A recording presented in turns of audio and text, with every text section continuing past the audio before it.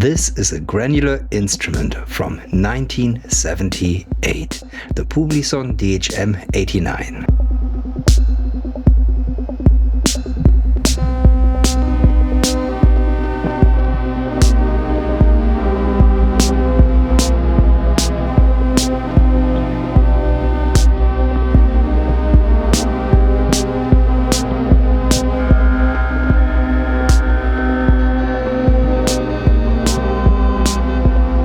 This instrument has three main functions: delay, pitch shifter, but you can also sample.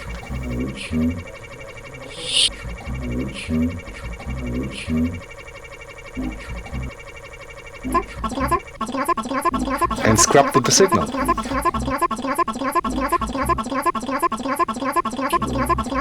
Reverse it.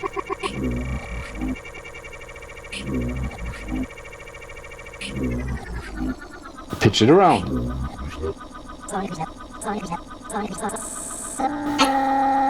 Until you get to absolute granular madness.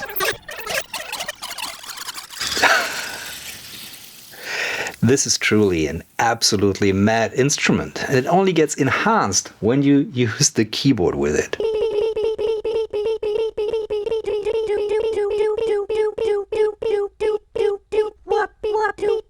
It's here, like the FX Twin track.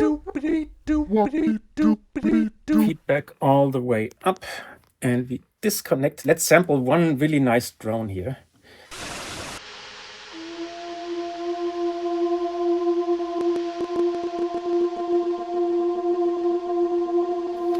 Yeah. Ah, classic.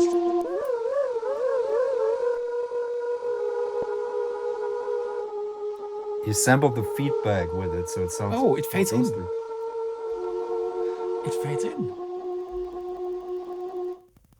So it only... Okay, that makes sense.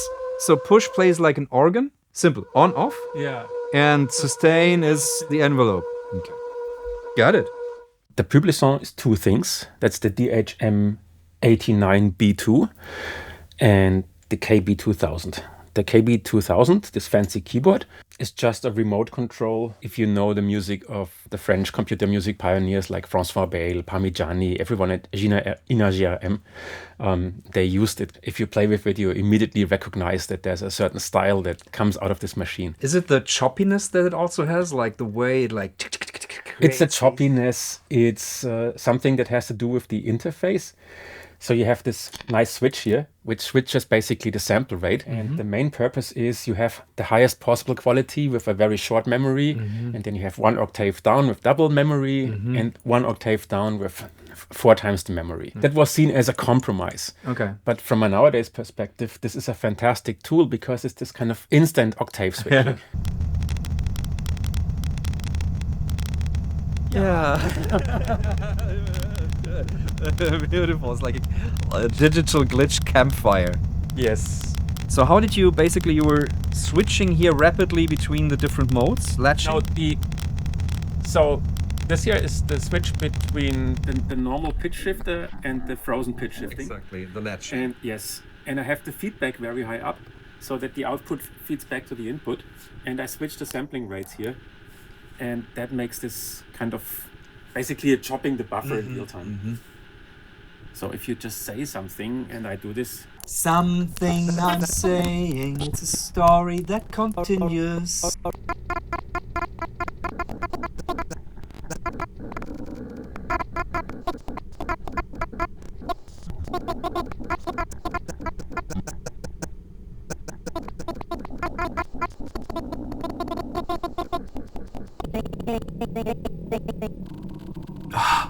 Yeah.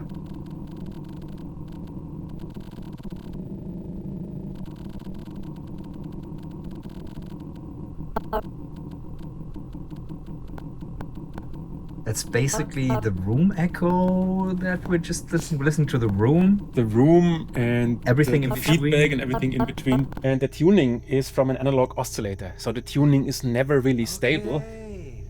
So the tuning is always doing a little bit like that. Yes, and then of course, then you can add the vibrato. Exactly. When I first played this, I was wondering, why is the pitch constantly fluttering? Until I realized, oh, it's actually the vibrato that makes it flutter. There's one thing that drives me nuts here. The interface is almost symmetrical, but not vibrato. I had the same thing. I was like tweaking. So, oh, now I'm tweaking the feedback. Yeah, exactly. The reason for this is that the vibrato has been added later. So before the vibrato was existing, these controls were not there. So the interface was symmetric.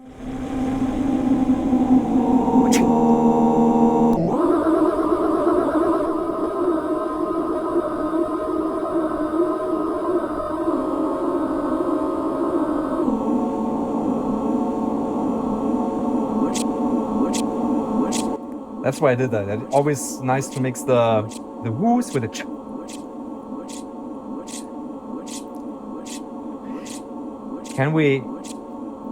What about I put this mic to the piano? I play piano and you play the Publison. We try. We make a track.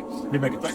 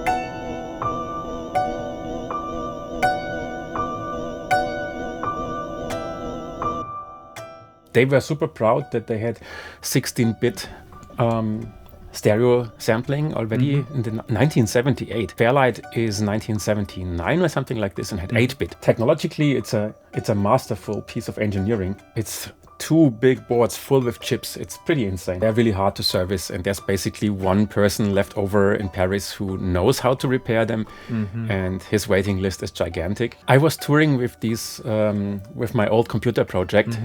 But at some point they became too fragile and I had to replace them.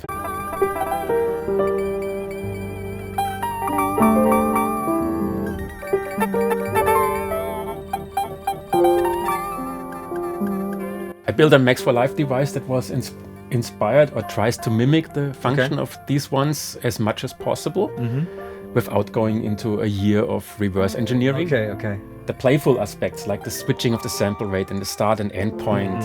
So the conceptual approach is exactly the same. Okay.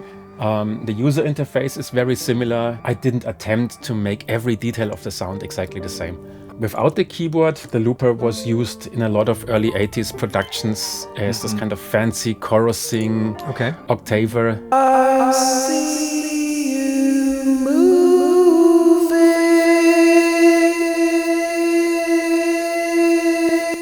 somewhere beyond.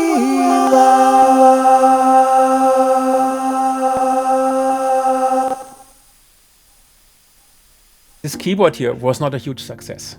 And the reason was because when it came out, it was seen as turning this machine into a sampler. But at the same time, the emulators came up. Which all offered saving. Which 8 voices and saving on a floppy disk. And you had sounds from them even prepared. Exactly. You could get the shakuhachi flute.